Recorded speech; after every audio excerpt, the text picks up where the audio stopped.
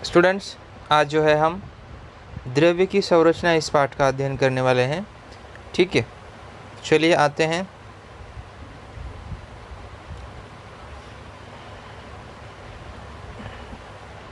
देखिए यहाँ पे द्रव्य के बारे में अभी जो ऊपर की जानकारी है ना, वो सब देखिए प्रैक्टिकल है, प्रैक्टिकल वाला सब चीज़ें हैं। ठीक है, अभी इसमें मैं बता देता हूँ आपको। देखिए, ये ठोस के पदार्थ होते हैं, ये द्रव, गैस, यानी कि ठोस मतलब जो एकदम दिखने में कठोर होता है। मान लीजिए ईंट, द्रव मतलब जैसे पानी। ठीक है, गैस मतलब कोई गुब्बारा जो है हमने फुला के रखा हुआ है। तो यहाँ पे आकृति में अगर आप देखेंगे तो देखिए, जो ठोस वाला पदार्थ होता है ना, ठोस वाला मतलब ईंट या पत्थर आपने देखा होगा, तो उसको अगर देखेंगे तो उसके कणों के बारे में अगर सोचा जाए, कण में ऐसे छोटे छोटे पार्ट्स, उसके छोटे छोटे भाग, तो उसमें अगर हम देखेंगे तो कुछ इस तरह से देखिए वो आपस में जुड़े हुए रखे हुए आपको दिखाई देंगे। मतलब बहुत अधिक मात्रा में आपस में जुड़े हुए आपको वो दिखाई देंगे। अगर द्रव यानी कि पानी के जैसे पदार्थ अगर हम देखेंगे तो देखिए उसमें अगर हम देखेंगे कम से कम मतलब एक आपस में इनके बीच की दूरी आपको दिखाई देगी। मतलब उतना ज़्यादा वो नज़दीक जुड़े हुए नहीं दिखाई देंगे आपको। तो देखिए कम से कम अगर गैस की हम बात करेंगे तो गैस के कण देखिए अधिक मात्रा में दूरी तक फैले हुए रहते हैं। ठीक है, तो ये क्या होता है कि उनके कणों में अंतर होता है। ठीक है, तो ये यहाँ पे बताया गया, यानी कि द्रव की भौतिक अवस्थाएं, जो द्रव्य होता है ना, द्रव की भौतिक अवस्थाएं होती है। मतलब यानी कि कोई ठोस प्रकार का होगा तो कोई द्रव प्रकार का होगा, तो कोई क्या होगा वहाँ पे गैस का प्रकार का होगा। तो ये अति सूक्ष्म स्तर का चित्र देखिए वहाँ पे आपको बताया गया है, यानी कि जो कण होते हैं उस कण के हिसाब से। तो ध्यान में रखना है कि जितने भी सारे ठोस पदार्थ होते हैं ना, तो उनके कण आपस में देखिए अधिक मात्रा में समीप से जुड़े हुए रहते हुए आपको दिखाई देंगे। फिर जो द्रव होता है यानी पानी के जैसे पदार्थ होते हैं, वो कम से कम मतलब आपस में एक दूसरे से जुड़े हुए रहते हैं। और गैस के पदार्थ के अगर हम उसके कण के बारे में अगर हम सोचेंगे तो अधिक मात्रा में दूरी वो अपने आसपास में बनाए रखते हैं। ठीक है, तो ये होती है द्रव की भौतिक अवस्थाएं। ठीक है, जो यहाँ पे हमने पढ़ा यही यहाँ पे देखो दिया गया है। ठीक है, अगले इस पे पेज पे चलते हैं।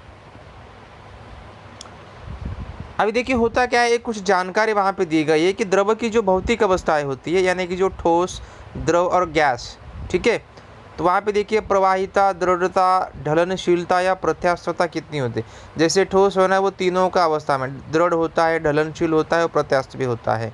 द्रव जो है क्या है, वो प्रवाही है, मतलब फैल सकता है। गैस जो है वो भी क्या है, प्रवाही है, मतलब फैल सकता है।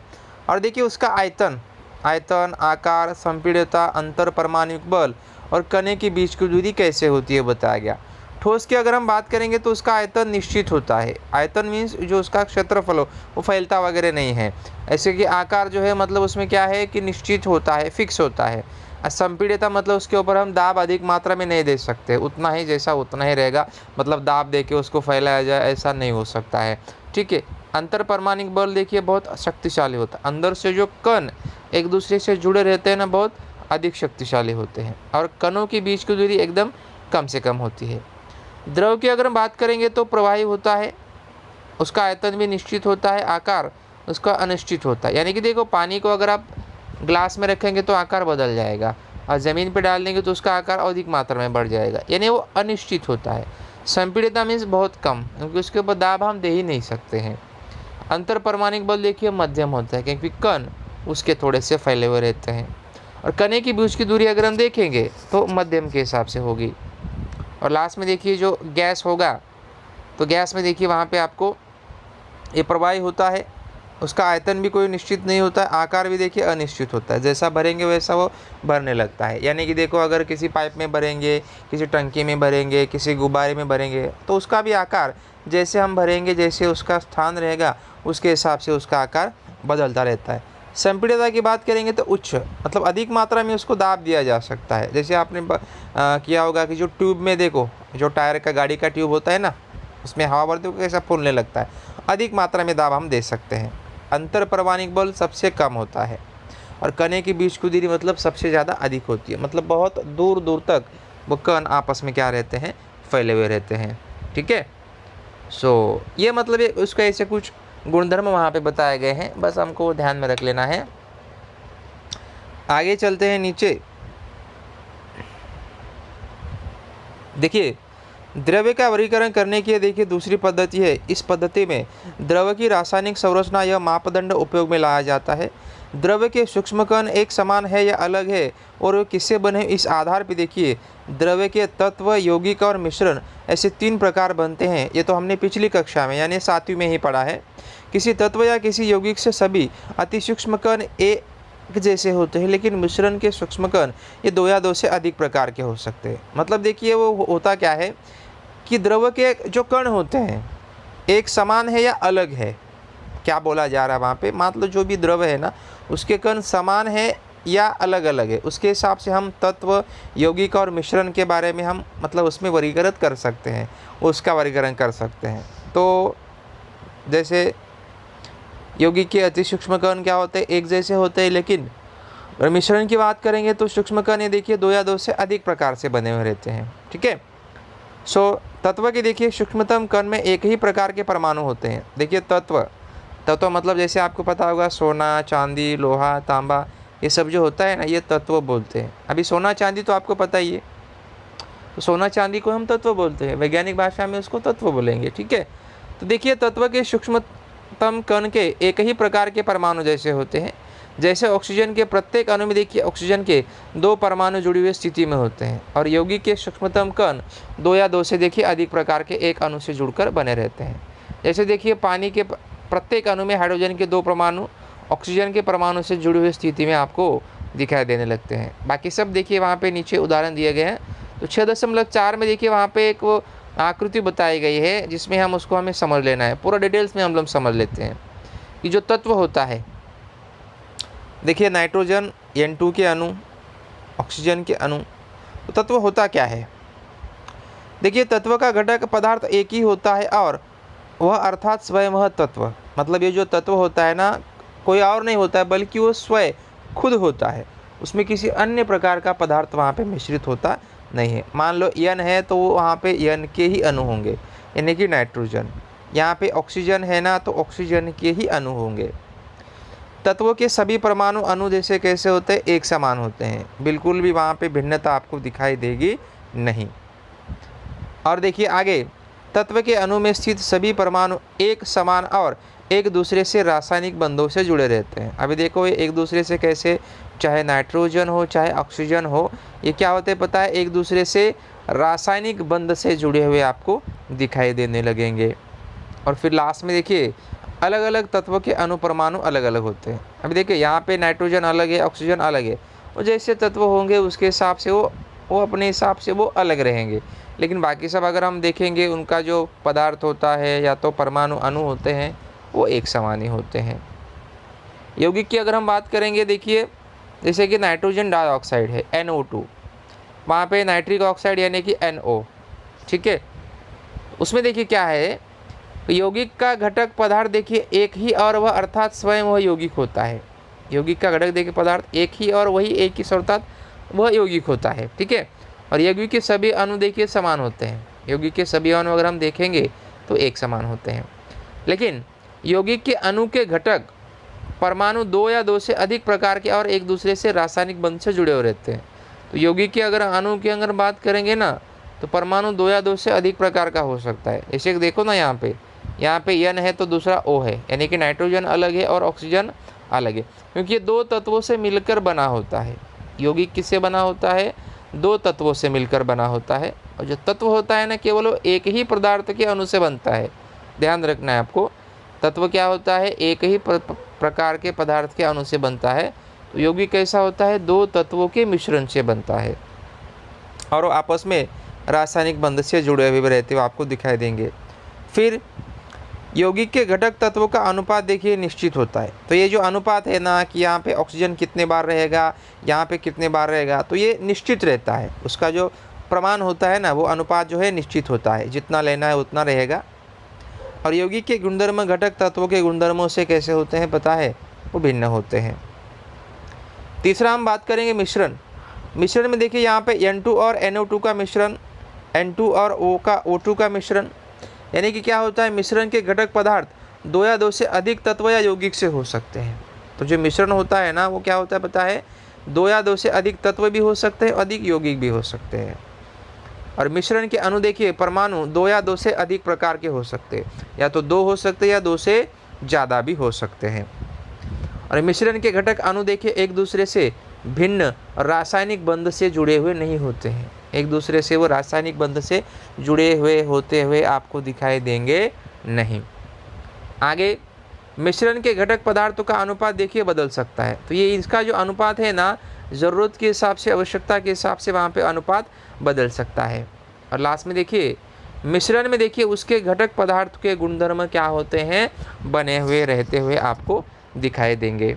तो यही देखिए चार्ट में बताया गया है कि तत्व क्या होता है, यौगिक क्या होता है और मिश्रण क्या होता है। ठीक है, ये सब चीज़ें आपको ध्यान में रखने हैं, अच्छे से पढ़ भी लेना है, क्योंकि 9वीं और 10वीं में जब आप जाएंगे तो आपको वहाँ पे सहायता हो सकती है।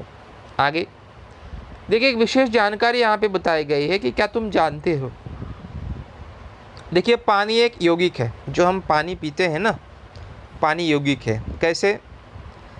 देखिए शुद्ध पानी यह हाइड्रोजन और ऑक्सीजन इन तत्वों के रासायनिक संयोग से बना हुआ यौगिक है। जो हम पानी पीते हैं ना, पानी के अंदर देखिए हाइड्रोजन और ऑक्सीजन होता है, ध्यान रखना है। जो हम पानी पीते हैं ना, विज्ञान की भाषा में हम उसको क्या कहेंगे, एक उसमें हाइड्रोजन होता है तो दूसरा ऑक्सीजन होता है, तो ये शुद्ध पानी है। पानी का देखिए कोई भी स्रोत हो, उसमें ऑक्सीजन और हाइड्रोजन इन घटकों का भारात्मक अनुपात जो है देखिए 8:1 होता है। पानी देखिए कहीं से भी आप पी लीजिए, उसका जो अनुपात होता है ना, हाइड्रोजन का 8 होता है तो मतलब ऑक्सीजन का 8 होता है तो हाइड्रोजन का 1 अनुपात होता है। हाइड्रोजन देखिए एक ज्वलनशील गैस है और ऑक्सीजन ज्वलन में सहायक करता है, लेकिन हाइड्रोजन और ऑक्सीजन इन गैसीय तत्वों के रासायनिक संयोग बना पानी यह यौगिक द्रव रूप होता है। देखिए हाइड्रोजन और ऑक्सीजन दोनों ही गैस है, लेकिन जब दोनों आपस में मिल जाते हैं ना, तो एक अच्छा पानी बन जाता है, जिसे हम पी लेते हैं। यह ज्वलनशील भी नहीं है और ज्वलन में सहायक भी नहीं है। इसके विपरीत पानी से आग बुझाने में इसकी सहायता होती है, लेकिन ऑक्सीजन क्या है, उतना ज्वलनशील नहीं है, बल्कि उसको आग बुझाने में सहायता किया जाता है। जैसे कि आग बुझाने के लिए आपने फायर एक्सटिंग्विशर होता है देखिए, या तो जो फायर ब्रिगेड की गाड़ी आती है, तो उसमें भी क्या होता है, ऑक्सीजन होता है, और उसी ऑक्सीजन की सहायता से हम आग को बुझा सकते हैं। लेकिन हाइड्रोजन कैसा एक ज्वलनशील है, किसी के साथ में अगर मिक्स हो गया तो उसी को जला सकता है। लेकिन जब हाइड्रोजन और ऑक्सीजन एक साथ आते हैं तब वहाँ पे क्या बनता है, पानी बनता है, शुद्ध पानी बनता है, और जिसका अनुपात जो है देखिए क्या होता है, 8:1, जो एक प्रकार का क्या है, यौगिक है, आपको ध्यान में रखना है। दूसरी जानकारी बताया गया है, दूध एक देखिए मिश्रण है। अभी दूध हम पीते हैं, पता ही है आपको, चाय के साथ मिक्स करके भी पीते हैं, लेकिन दूध एक मिश्रण है। कैसे? दूध तो अकेला दिखता है दिखने में, लेकिन मिश्रण कैसा है देखिए। दूध यह देखिए दुग्ध, शर्करा, स्निग्ध पदार्थ, प्रोटीन और कुछ अन्य प्राकृतिक पदार्थों का मिश्रण है।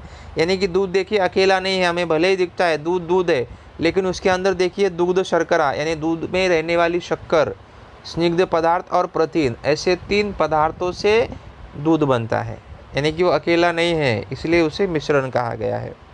दूध के स्रोत के अनुसार दूध में स्थित विविध घटकों का अनुपात अलग अलग होता है। गाय के दूध में देखिए स्निग्ध पदार्थों का अनुपात लगभग 3 से लेकर 5% होता है, तो भैंस के दूध में देखिए यही अनुपात 6 से लेकर 9% होता है। यानी कि देखिए जो गाय का दूध पीते हैं ना, उसमें स्निग्ध पदार्थ जो है 3 से 5.5% होता है, तो भैंस के दूध में 6 से 9 होता है। यानी भैंस का दूध बहुत अच्छा होता है, गाय से भी अच्छा दूध भैंस का होता है, क्योंकि उसमें स्निग्ध पदार्थ का अनुपात ज़्यादा होता है। दूध में देखिए प्राकृतिक रूप से पानी का अनुपात अधिक होता है, इसलिए दूध द्रव अवस्था में ही होता है। दूध की मिठास यह मुख्य रूप में इसमें स्थित दुग्ध, शर्करा इस घटक के कारण होती है, अर्थात घटक पदार्थ के गुणधर्म दूध में ही क्या होते हैं, बने रहते हैं। यानी एक विशेष जानकारी यहाँ पे जो बताई गई है कि पानी एक प्रकार का यौगिक है जिसमें हाइड्रोजन और ऑक्सीजन होता है, और दूध एक मिश्रण है क्योंकि उसमें दुग्ध, शर्करा यानी कि शक्कर, स्निग्ध पदार्थ और प्रोटीन, ऐसे तीनों पदार्थ उसके अंदर आपको मिल सकते हैं। तो ऐसा एक देखिए विशेष जानकारी बताया गया है। स्टूडेंट्स अभी हम देखेंगे तत्वों के प्रकार कि तत्व होते क्या हैं, उसके बारे में हम जानकारी ले लेते हैं।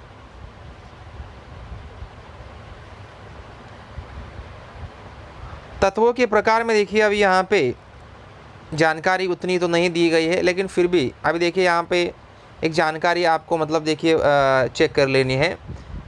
जानकारी चेक करेंगे तो मतलब उसके हिसाब से हम थोड़ा बहुत पता कर सकते हैं, क्योंकि तत्वों के जो प्रकार होते हैं ना, तत्वों के प्रकार तो हम क्या है कि 9वीं में और 10वीं में जाएंगे तो डिटेल्स में हम क्या करने वाले हैं, उसके बारे में अध्ययन करने वाले हैं। ठीक है, तो सबसे पहले देखिए वहाँ पे लोहे की कील, फर्स्ट भाग तो इसमें चमक होती है या नहीं होती है। लोहे की कील पे चमक नहीं होती है। आघात करने पर फैलता है क्या, फैलता है। तांबे का तार देखिए उसमें चमक होती है क्या, होती है।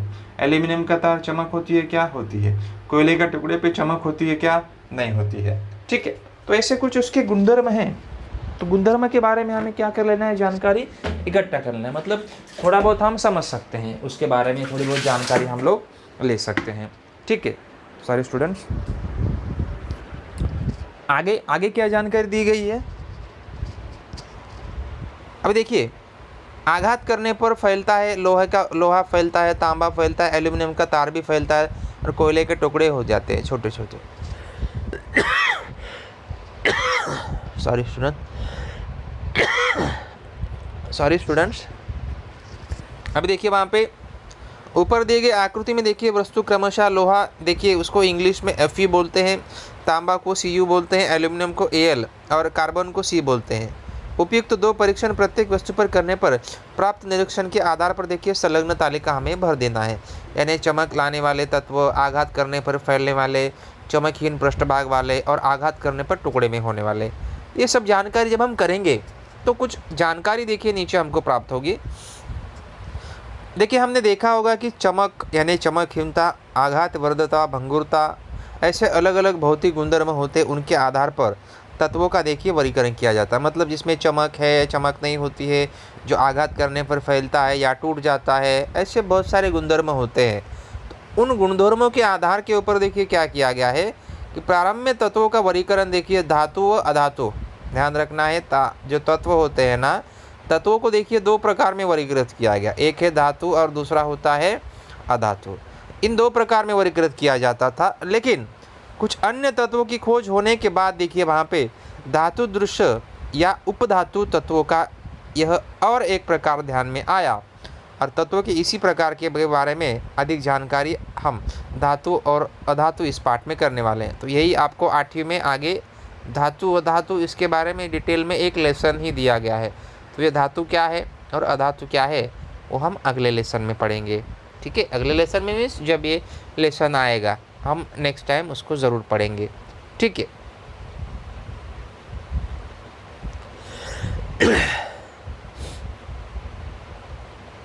अभी देखिए यहाँ पे बताया गया है यौगिक के प्रकार। अभी देखिए प्रैक्टिकल वहाँ पे दिया गया है, तो प्रैक्टिकल तो हम ये नहीं कर सकते, यहाँ पे बहुत सारा चीज़ें वहाँ पे लेके हमको प्रैक्टिकल करना पड़ेगा। नीचे आते देखिए वहाँ पे क्या दिया था, देखिए उपयुक्त कृति में देखिए देखा कि तीव्र ऊष्मा देने पर कुछ यौगिक से अवशेष प्राप्त होते हैं और कुछ यौगिक के अवशेष प्राप्त नहीं होता है, यह काला अवशेष प्राप्त होता है। ये काला अवशेष देखिए मुख्य कार्बन से बना होता है। उसी प्रकार इन यौगिक के हवा में तीव्र गर्म करने से उनका ऑक्सीजन के साथ संयोग होकर कुछ गैसीय पदार्थ बन जाते हैं और ज्वलन न पूर्ण होने पर नीचे अवशेष के रूप में काले रंग का कार्बन बन जाता है। इन यौगिक को देखिए सेंद्रीय यौगिक या कार्बनिक यौगिक कहा जाता है। मतलब कुछ ऐसे पदार्थ होते हैं ना जो पूरी तरह से जल जाते हैं, जलने के बाद में हवा के साथ मिक्स हो जाते हैं, और कुछ पदार्थ क्या होते हैं जलने जाते हैं तो उनका काला रंग वहाँ पे बच जाता है, यानी कि वो कार्बन रह जाता है। तो उसे देखिए सेंद्रीय यौगिक या कार्बनिक यौगिक उसे कहा जाता है। उदाहरण के लिए अगर हम बात करेंगे देखिए वहाँ पे कार्बोज, प्रोटीन, हाइड्रोकार्बन, उदाहरण जैसे पेट्रोल है, रसोई गैस होता है, जब हम उसको जलाते हैं तो देखिए वो जलने लगता है, वो हवा के साथ में मिश्रित हो जाता है। ये द्रव देखिए सेंद्रीय यौगिक से ही बने होते हैं, यानी कि जो पेट्रोल, रसोई का गैस होता है ना, ये सब सेंद्रीय यौगिक से ही बने होते हैं। उपयुक्त कृति में अगर हम देखेंगे कपूर, शक्कर, ग्लूकोज और यूरिया, ये देखिए सेंद्रीय यौगिक है। और इसके विपरीत की अगर हम बात करेंगे, इसके विपरीत तीव्र ऊष्मा देने पर जिन यौगिक का अपघटन होकर पीछे अवशेषित बचता है, यानी कि देखिए अगर किसी पदार्थ को हम तीव्र ऊष्मा देंगे, यानी कि जो शक्कर, ग्लूकोज, यूरिया, कपूर, तो इस यौगिक का अधिक अपघटन हो जाता है और अपघटन होने के बाद पीछे जो औषध बचता है वह देखिए क्या होता है पता है, असेंद्रीय या अकार्बनिक होता है। जैसे देखिए नमक, सोडा, जंग, कॉपर सल्फेट, चूने का पत्थर, ये देखिए कैसे पता है अकार्बनिक यौगिक, मतलब ये पूरी तरह से जलते नहीं हैं। इसके अलावा देखिए यौगिक का और एक प्रकार है वो जटिल यौगिक। जटिल यौगिक के अणु में देखिए अनेक प्रकार के परमाणु से बनी जटिल संरचना होती है और इस संरचना के मध्य भाग में धातु के परमाणु का भी समावेश होता है। मैग्नीशियम का समावेश वाला देखिए क्लोरोफिल, लोहे का समावेश वाला हीमोग्लोबिन और कोबाल्ट का समावेश वाला साइनोकोबाल्मिन यानी कि जीवन सत्व B12 ये जटिल यौगिक के देखिए कुछ उदाहरण होते हैं। ठीक है, और यौगिक में देखिए अणु में अलग अलग परमाणु रासायनिक बंध से जुड़े होते हैं। उसकी जानकारी जो है हम आगे उस विषय में हम उसकी जानकारी आगे मतलब लेसन में हम पढ़ने वाले हैं। ठीक है,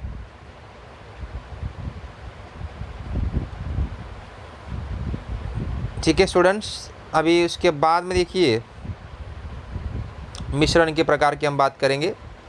मिश्रण होता क्या है, देखिए मिश्रण के प्रकार के बारे में हम बात करेंगे।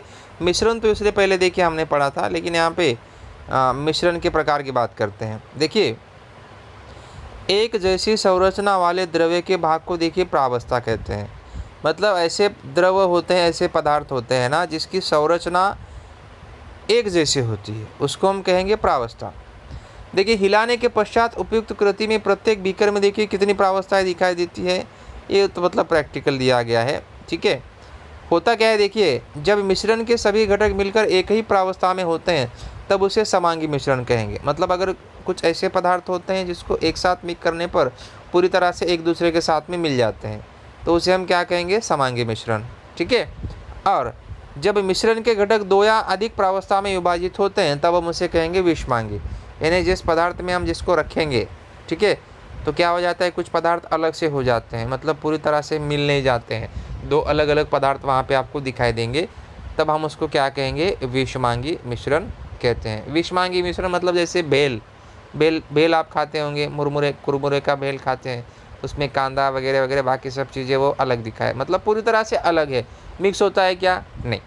लेकिन जब हम समांगी मिश्रण की बात करेंगे, जब हम नींबू शरबत पीते हैं तो पानी के अंदर जब नींबू शक्कर वगैरह डाला जाता है, ठीक है, तो पूरी तरह से देखिए वहाँ पे क्या हो जाता है, मिल जाता है, तो हो गया समांगी मिश्रण। एक सिंपल उदाहरण ध्यान रखिए, समांगी मिश्रण का सिंपल उदाहरण क्या रहेगा, नींबू शरबत, नींबू पानी। और विषमांगी मिश्रण मीन्स क्या होगा, बेल। ठीक है, क्योंकि इसमें एक दूसरे के साथ में बिल्कुल मिक्स होता नहीं है। ठीक है, तो इस तरह से देखिए ये क्या थे, मिश्रण के प्रकार। दर्शक देखिए इसे सदैव में ध्यान में रखने के लिए बोला है, किसी ठोस के एकत्रित सभी कण मिलकर देखिए एक ही प्रावस्था। उदाहरण पत्थरों का ढेर, पत्थरों का ढेर अगर हम बात करेंगे देखिए उनकी एक ही प्रावस्था है। और द्रवरूप पदार्थ तथा उसमें घुलनशील सभी पदार्थ मिलकर देखिए एक ही प्रावस्था होती है। उदाहरण जैसे समुद्र का पानी। एक द्रव ही या एकत्रित यानी एक पात्र की देखिए सभी बूंदें मिलकर एक ही प्रावस्था होती है। उदाहरण देखिए बारिश की बूंदें। एक ही पात्र में या एकत्र परंतु दूसरे से मिलने वाले द्रवों के देखिए प्रावस्था स्वतंत्र होती है। तेल और पानी, देखिए तेल और पानी को आप कभी मिक्स करके रखिए, तेल पानी एक साथ कभी मिक्स नहीं होते हैं, बराबर ना। एकत्रित सभी गैसीय पदार्थों को मिलकर देखिए उसकी जैसे एक ही प्रावस्था होती है। उदाहरण के लिए हवा, हवा की अगर हम बात करेंगे, सब हवा को एक साथ मिक्स करेंगे तो आपको उसमें बिल्कुल भी मतलब कुछ अलग सा पदार्थ दिखाई नहीं देगा, बल्कि वो एक ही प्रकार का पदार्थ आपको वहाँ पे दिखाई देगा। ठीक है, बस इसी तरह से देखिए यहाँ पे आपको ये मिश्रण के प्रकार पढ़ने को मिलेंगे। जैसे एक समांगी मिश्रण है तो दूसरा कौन सा मिश्रण है वहाँ पे, विषमांगी मिश्रण। ठीक है, तो बाकी की सभी देखिए जब हम जानकारी है ये द्रव, विलायक, विलकलील, ठीक है, और उसके साथ में ये अनुसूत्र और संयोजकता, ठीक है, और यौगिक के अनुसूत्र कैसे तैयार करते हैं, ये किस तरह से इसकी प्रोसेस है, प्रक्रिया होती है, ये डिटेल्स में जो है हम क्या करने वाले हैं अगले लेक्चर्स में पढ़ेंगे। ये जो वीडियो था, इस वीडियो में जो भी आप पढ़ रहे हैं, जो भी आपको डाउट रहेगा आप मुझे बेहिचक पूछ सकते हैं। डाउट केवल आपको जो है टॉपिक से रिलेटेड पूछने हैं।